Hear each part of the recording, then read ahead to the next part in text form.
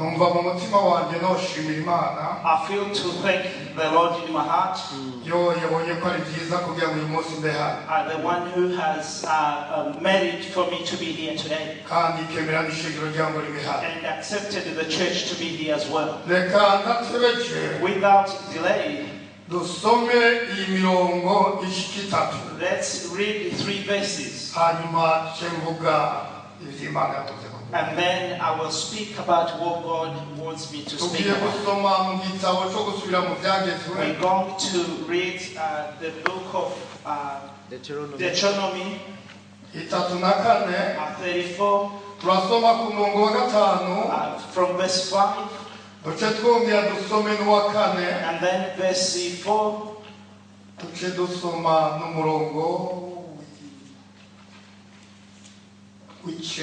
and then verse 9. And after that, I will only speak and we go in the book of Matthew 17, verse 3. Let's read in the name of Jesus. Deuteronomy 34, verse 4 and 5 and 9. Let me read.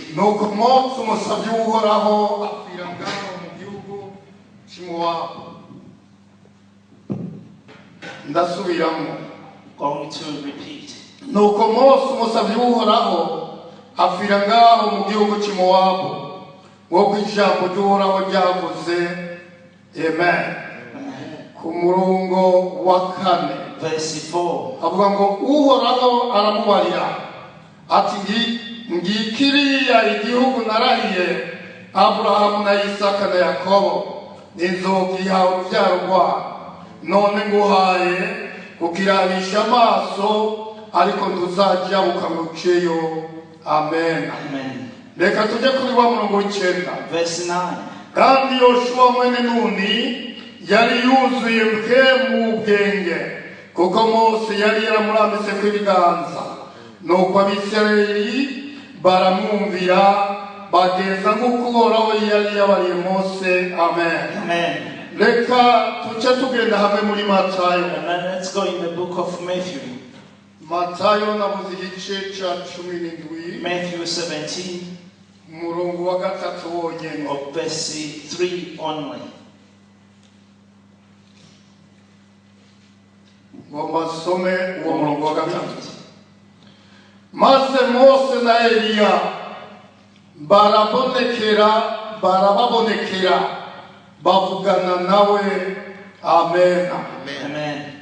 Muncamake nagomba kuvuga urupfu rwa Mose. In summary, I want to talk about the death of Moses. Ariko message ngomba kuza gutahana. But the message that I want you to take away, uwo murongo nawurite kwezi. I have kept it that niwo ngomba kuza gucasoma inyuma ya byose. That's what I'm going to read after everything. Mose umukozi w'Imana, Moses servant of God, Imana yamubwiye gukura Abisirayeli muri Egiputa. God instructed him to take the people out of Egypt, maze ngo bajane Kanani, so that he can take them to Canaan. Maze bageze kuri Yorodani, when they reached to Jordan River, Imana ivugana nawe. Jesus spoke to him, yamubwiye ati Mose, and he said, Moses, laba isaha yawe yo gupfa irageze.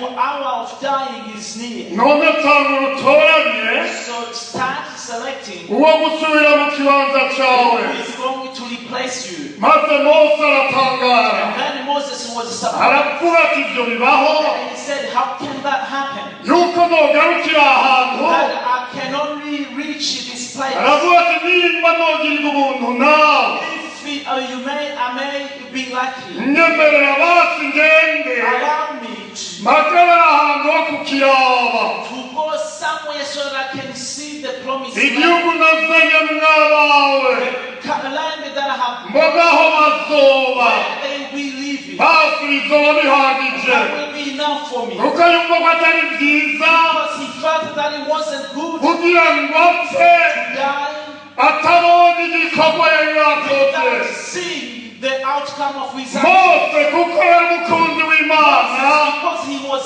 loved by God. bayaga imbona He was nkuze talking to God face to face. akaba yari afite ijambo ku Mana He had the word from God. yarizeye He believed. abaza ibyo Imana ivuze And he said, what God has uko spoken, biri kose whatever he has spoken, nibyo is true. ntabwo He's ihinduka not going to change. kandi ntabwo And ihindura he's not going to change. wumve Imana ntihinduka Listen, God does not kandi change. ntihindura He doesn't change his icyo word. Imana ivuze Whatever he said is maze kibuko he fulfilled. naho musenga Even though people naho murira icyo Imana ivuze kiraba God has spoken, niyo utotubahiriza even if you don't, niyo utozishyira mu ngiro if you don't fulfill, Imana ishyira mu ngiro God will make it happen. ibyo ivuze Whatever he has spoken, ntakihindura nothing rero can Imana change. iravuganye nawe So God spoke to him batazongera muri icyo gihugu that he will cyiza not reach the promised maze land. Mose arabyemera Moses accepted. ati icyo gutinya And he said, what to fear? ntigiye ivuze Fear the one icyo who speaks. gutinya What I fear, nubaha ijambo mbwiwe the word that he's told me. ntabwo yabanje kunigana He did not try to hariho abantu benshi Imana ivuze because so many people when God babanza speaks, kunigana they try to fight bakagomba ngo babanze so badisikasinge that they can negotiate with them. nimwumve abantu munyumva These people who are listening to nimube you, mwarumvise ijwi ry'Imana if you have listened to the mube voice of God, mutaryumvise you haven't listened to Imana the word of icyo God. yakuvuze ko Whatever God has spoken kandi over icyo you, Imana yateguye whatever God has a plan hari for n'abantu you, bagira ibyago there are people who bakaba suffer bari mu buzima because they live a life batarinjira no ku muhanuzi where they haven't received any ngo counsel. muhanura ati Who hewe can counsel them and say, hey, Imana imbwiye God ukwezi has told me this is it. bigiye kuzakora uko It's wrong to do this. Imana ivuze ibi And this is what God hariho has abantu spoken. bafise icyo cyago There are people who have this problem, bobo babona bariho gusa who only see that they believe, batazi Imana ingene but biyumvira they don't know what batazi icyo Imana they ibategekaniriza don't know what God has abo bariho Those people, hakaba n'abandi there are others batigera bavugana n'Imana who do gutya not speak to God like this. Mose Moses, we bavugana n'Imana he was talking to mu God buryo bumaze in kuruta uko jewe Nestor mvugana nayo more than me, Nestor, as I speak to Mose God. nubwo yayikorako Moses was even able to touch Imana him. ikamukorako God was doing. Mose yarazi ibyiyumviro by'Imana Moses knew the thoughts of God. iby'Imana yiyumviye What God wanted. akabimenya And he was able to Imana do. imuyumvira ibi And then God was nicyo which cyatumye atayipinga is why he did not aravuga ati fear. ndakuzi He said, I know you. tumaranye imyaka We have been together for so many tugendana years. And we have been walking together. umvisha And we have been talking nkavuga together. And I speak. nkabona ibiba And I see what you have spoken. nzenyemerera Accept me. ntabwo muze ngo nduwunyice I'm not saying don't kill me. ariko ngendera But allow me to go and see. Imana imwemera kuduga ku And God musozi allowed him to go on the top of the mountain. umve araduga ku musozi He went up to the top of the umusozi mountain. witwa Pisiga The mountain that called na Pisiga. Nebo arahagararaho And he looked, stepped, wamaze stood up, kubisoma and as we read, barera gusa he looked arabona ati ndabonye hariya and he saw the promised land. hariya ni Imana igiye kujyana Oh, abantu that's where God is taking his people. hariya ni Imana igiye gushyira abantu That's where God is taking his people. acaragaruka And he came back ashyira mu ngiro and he fulfilled iby'Imana imubwiye what God has said to him. yemwe bagenzi Oh, my dear friends, bene da my dear friends, Imana ivuze ibivuze when God speaks, he ntuze speaks. uyigishe indi Don't nama even try to negotiate ntuze with him. wihende Don't even. ya icyo gutinya ni Imana What you fear is God. icyo gutinya ni What you ikivuze fear is to fear what God says. ntugupfira mu nzira Even struggle on the way. uragandi igutumye Continue niba the journey where He zino says. hamagara yigira hariya niba zino If you go there, twabijyanye and He will go there. rero nimwumve Listen, Since I was born, especially after I was saved. Let me talk about my life after I was saved. I was taught to respect or to fear my dad and to fear my mama and other people. Because God showed me that they are valuable. I gave them their value. And I reached one place. When God revealed His glory to me, and I found that His value is more than all human beings. I used to fear my father when he was living. I used to fear my mom when she was living. And I respected them. But through that word that I was taught to respect my parents, and people like you and my brothers, and my kids, I reached a particular point I found that His value is greater than anything else. And it's greater than what I So I respect God. People who don't fear God speaks. God to give His word. God speaks. He follows His word. So that He can see you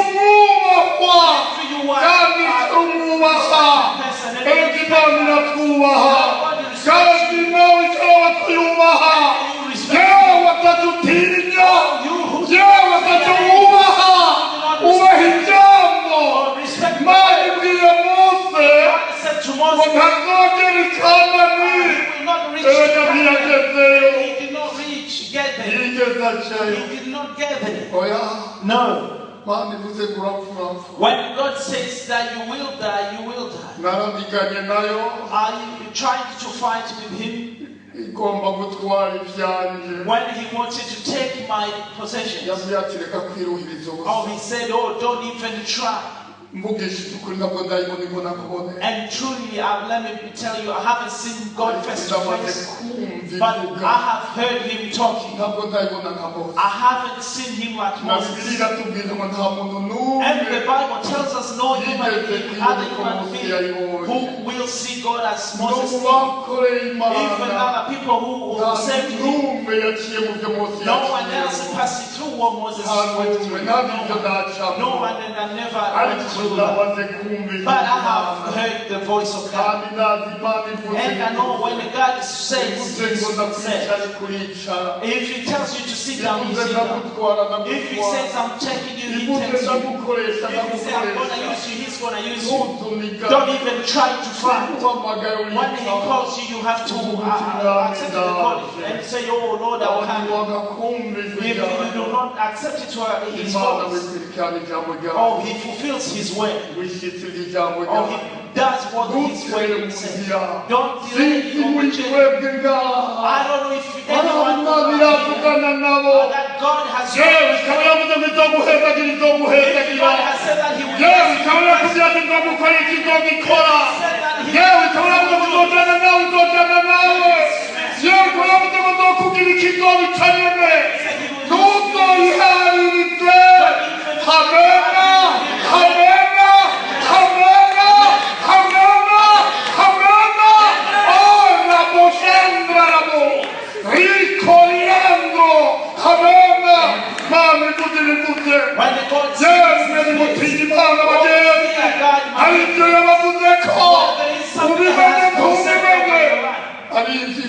There are things that God has already said to you. Even if it may take a little bit longer, don't think that God has forgotten. Many people think that when God hasn't done anything that He has forgotten. Because they see that 1 month has passed. They see that 2 months have passed. And 3 months have passed.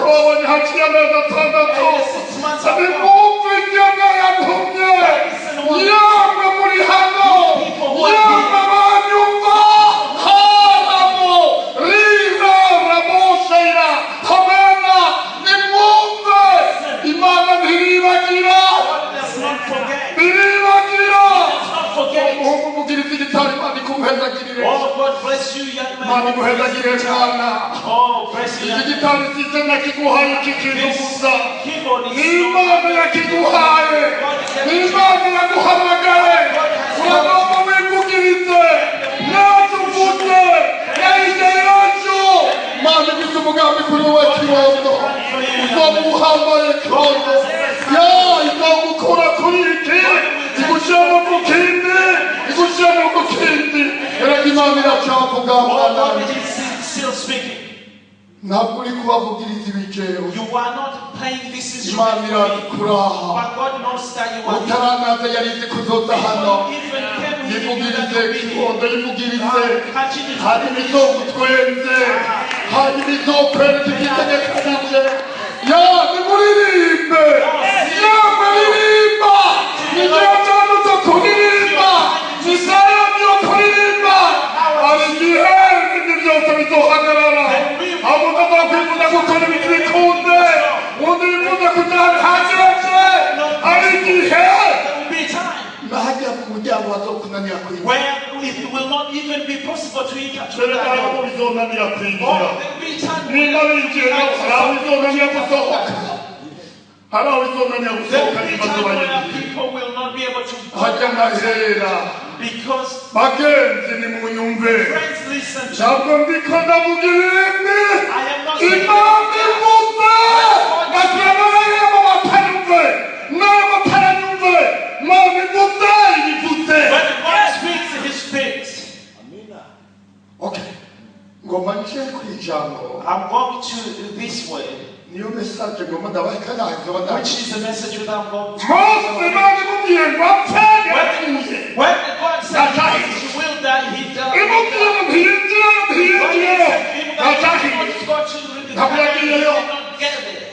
muri cyo mirongo twasomye in those verses that we read ujya murongo w'icenda verse 9 abantu bibaza ko wari muri cya gice cyo gusura mu byaro people it's in the book of ujya murongo w'icenda verse 9 nibo twiyumvira ko n'abandi biyumvira ko byanditswe na Yoshua of the things that were written by byanditswe na Mose that was not written by Moses because the Bible says when he put his hand which is why you do not need to accept anyone else putting hands on one there are so many things don't just easily accept because the hand that Moses lifted for he received the spirit of wisdom to understand and he was able to understand that he died. The Bible says God himself when he was fighting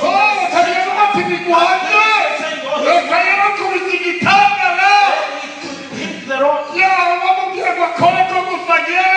when he was instructed to only do that God said he's still mine he's not yours God took him it's had been years and years in the book of Matthew Jesus was Peter and John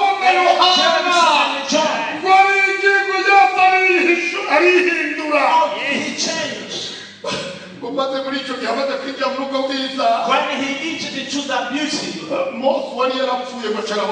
Moses who died he was revealed and Elijah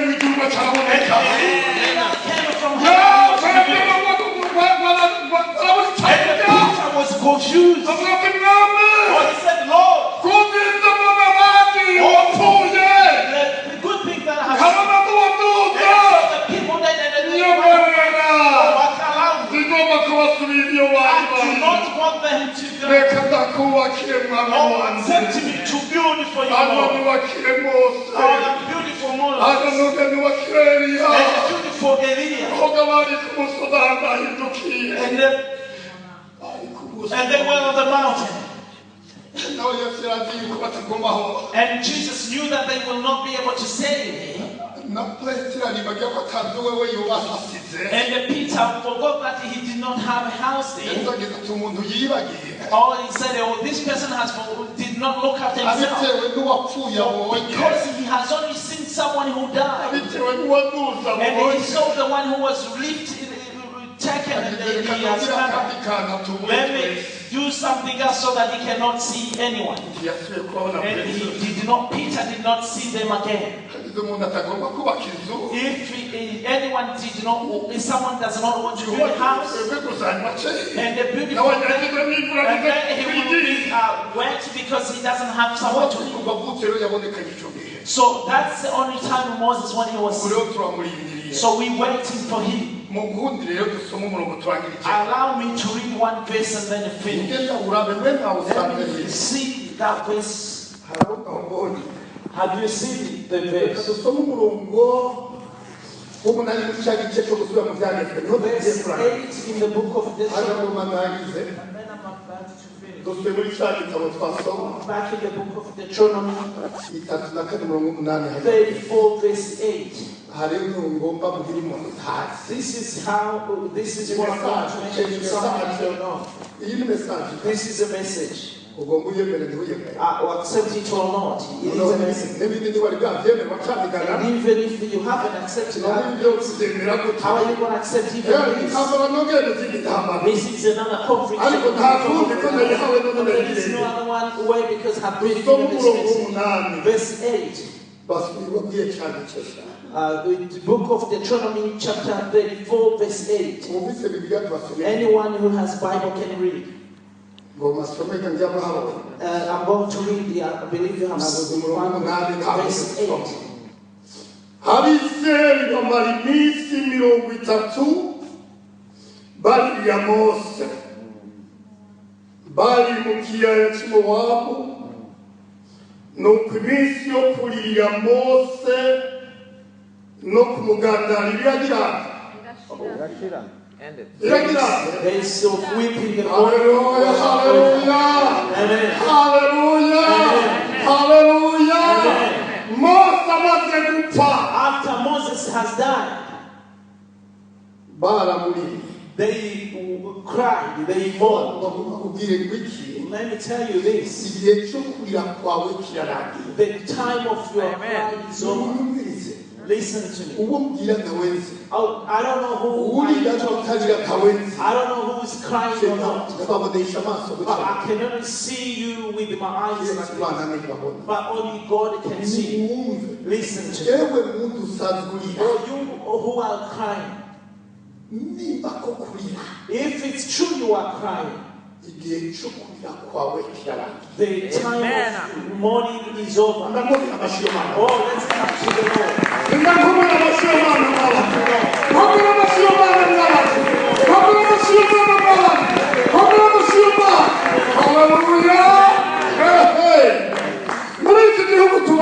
In this country that we live in, everything has expired date. Am I lying?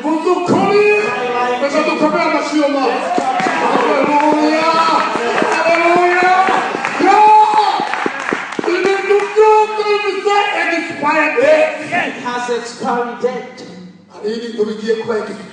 They are things that are about to change. They are things that are about to change. Amen.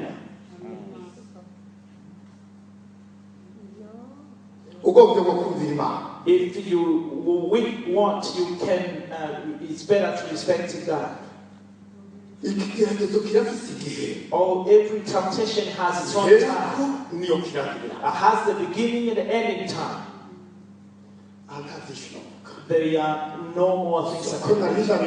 It's not because I don't have more, but I know that you people being discouraged. Everything has its own time. As you see me, I was born, and I live, and I will die. Mungu kuna James said pale. You have to go and expand. I was born. And I was whether you accept it or not. Whether my wife or kids accept it or not. Whether I accept it or not as well.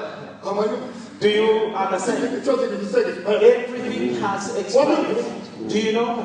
We are allowed to live on this earth and we live well, and we are unhappy sometimes.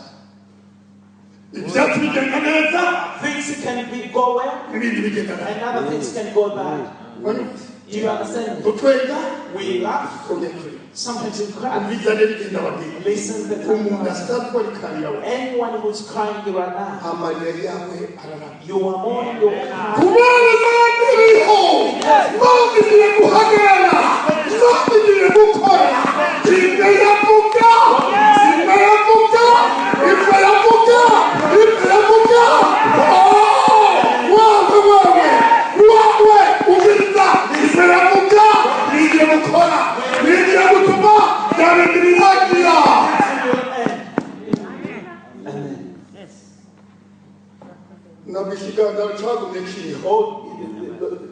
The morning cannot continue. The morning has stopped. For the morning took place for 30 days.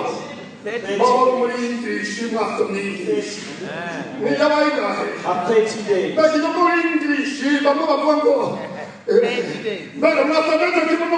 Is it the same in the type of Kinyarwanda? Amen.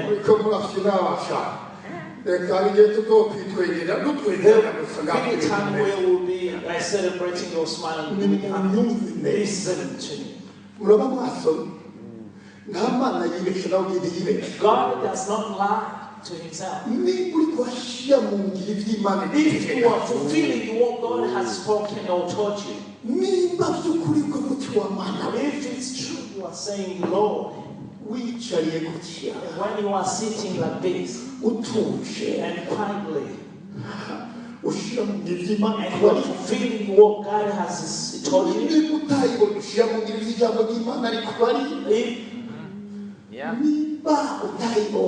if you haven't seen him, put into practice what the word of God tells you. I'll be sad if God has said something. If he said that to you like Moses, you will talk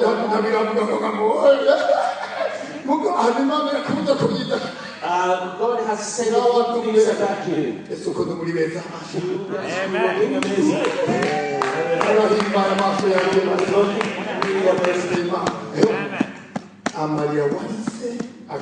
Your cries for morning is over. Stay in your position. Stay in your position. Hallelujah. Hallelujah.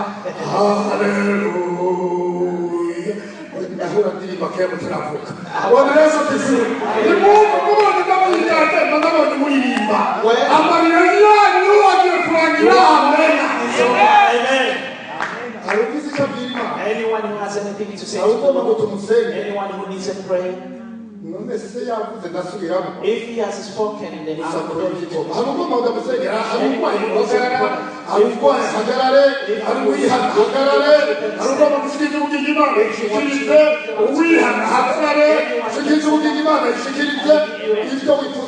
whatever you need.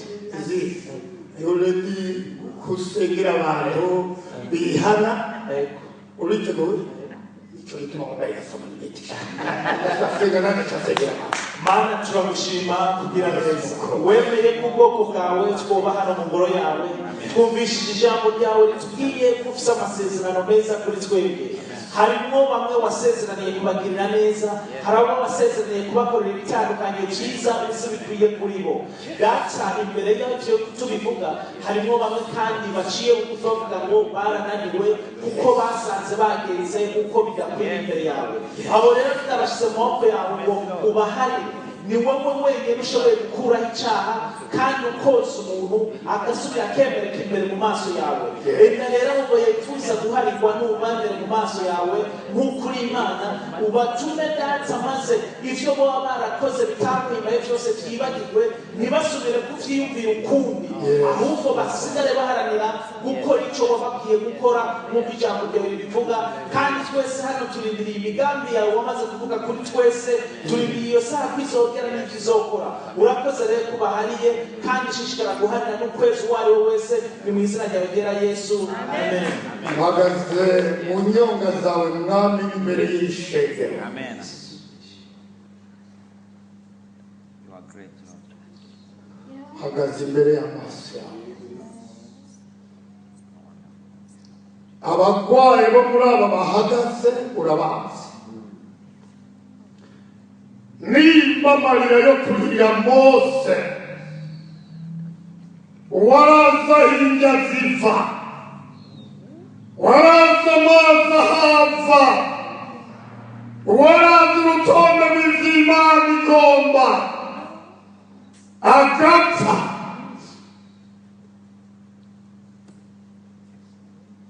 unkundire kuko igihe kiwe cyo kumurira cyarangiye, maze ukihesha icuwe ubwoko bwawe bukabandanya.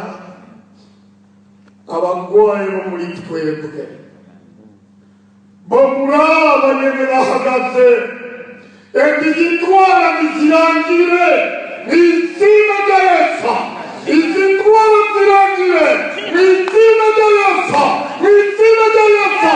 Ewe mwacamuwe tukuvuzeko mw'izina rya Yesu, soka rangira n'aba bantu b'Imana, rangira ab'Imana bakorera banezerewe. Urakoze mwami kwemeye kubakiza kandi wakoze ko indwara zawe witeguye kuzirangiza. Reka ndakwinginge kandi muri abo bahagaze harimo bakeneye ibindi ko birangira, bakaba bakeneye kandi kubishasha byinjira. Undira Mana, ubuzima bubi barimwo, ubuzima bubi barimwo uragira, amena, uragira, amena, uragira. Yesu uragire ubundi buzima bushasha buboneke, bagukorere baririmba, bagukorere bagushima. Embera mu Yesu icyubahiro. Yesu ubuzima bubi bugayitse bubabaza abana bawe, ibyo barimo bibabaje, ibyo barimo bibatunduje, ibyo barimo bibariza bisohoke mu izina rya Yesu. Bisobanurwa ngo birangire. Yesu turi ku ijambo ngo ibihe bibi kubera birarangiye. Yawe ukabera abawe, bibuke Mana, bibuke Mana. Turazi iyo uvuze ko ubuvuze. Ya haleluya, ya haleluya, ya haleluya, ya haleluya, ya haleluya. Oria shandro rio mama shandro rikora kora rashandroya kabena ruwera wa Mana we. Era bawe batari bumva ko tugiye kuzokora. Urakoze Mana, nubishimirwe mu izina rya Yesu Kristo umwami wacu, amen. Wiyicarire umutima wanjye ngo basengera abantu. Imana yavuganye na mbona bari mu mayira abiri, yani ku kino byabagoye no ku kino byabagoye. Twebwe hari umugani baciye mu Kirundi, ifyisi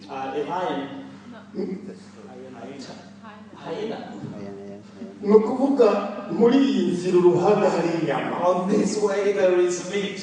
Nino hari inyama. And there is meat. Mugabo nukuvuga hano inzira yari imwe murayibona nyene. There was only one way. Mugabo hariya nyene tubona basize iriya section ya biriya bido. But when we see the desk at the back, inzira yari ifite ishami rimwe rigenda there was only one way to turn right irindi rigenda ko. and left. Rero ishitiro yacu cyashitse hajya rero. When the hyena got to there, inzira igenda ko nuko. and there was one way this way, inyama hariya zibona. he could see izindi zibona hariya. and see meat on the other side. iravuga ati ziriya sinaziheba. And he said, "Oh, I'm not gonna keep na up on ziriya that. sinaziheba. And I cannot give up on kare that." yagenda bene uko. I used to go. kitangwa kugira bene uko. They started to go like this, igerageza kugira ngo trying to go magiye azishe kwigiziriye na so that ziriya. he can eat the meat on iribagira ko iza kujyana inzira imwe. and they forgot that ikagira inyama zabo byari kwiryohera. igiye hariya mu byace bigora. and when he tried to izanyama zariya birayigora n'izindi birayigora. too hard. Baranciriye umugani cyangariya. They taught me that Ibyo naciye niga. I learned from naciye that. niga kujyana inzira imwe. I learned to na bibiri kuvuga ngo the Bible says inzira n'izina. so there are two none tubitse muri yahe. one. reka rero tusengere abantu Imana iri kuyavuga. There are people that God is talking to, biriko biragora. that things are getting harder. reka iyo umuntu ariko avuga ati siyo. When someone is saying that that's not the Lord, umugabo iyo uvuga ngo niyo. but when you accept it that it's true, it's the bikakugora Lord, nawe nyine n'ingorane. and it's troubling you. kandi Imana igomba ko bya biriya kuvuga ko And bishika. God wants that to fulfill His words. ubundi niwe yavuze ngo ntagomba ko Imana imubwira uwo yari yamuteguye. Someone went away because he did not want to tumubyiruka. become mbe God unyageze has- niwe niwe. Yona. Jonah. none tumumwiruka. And Jonah, yari yaze kugenda mbe yarobaniro. he refused yataje to kujya mu mazi. but at the end he was so cyararyoye umuntu kibere mu munyenga w'isamaki kitari kajeyo. ngoma sengera abantu ngoma sengera abantu. fish. nirishimagirwe izina ryawe Mana. Sinuzikwiye kwitega. aba bantu bavuganye nabo bakigwana n'ijwi ryo mu mutima n'iryo mu mubiri. mwami batumva kugutinya botinya abantu. ndaguhamagaye mu cyubahiro cyawe ube mu ruhande rwabo kuko urabakunda. nicyo cyatumye uvugana nawe. enda nubafashe ntabwo bari yafisi kandi ntabwo bari Yona. Mana ntabwo ari Yona nanjye nabishingire nawe n'abakozi bawe nka Mose. enda nunkundira urugamba barimo barugwane baruneshe mu izina rya Yesu. Amen. Amen.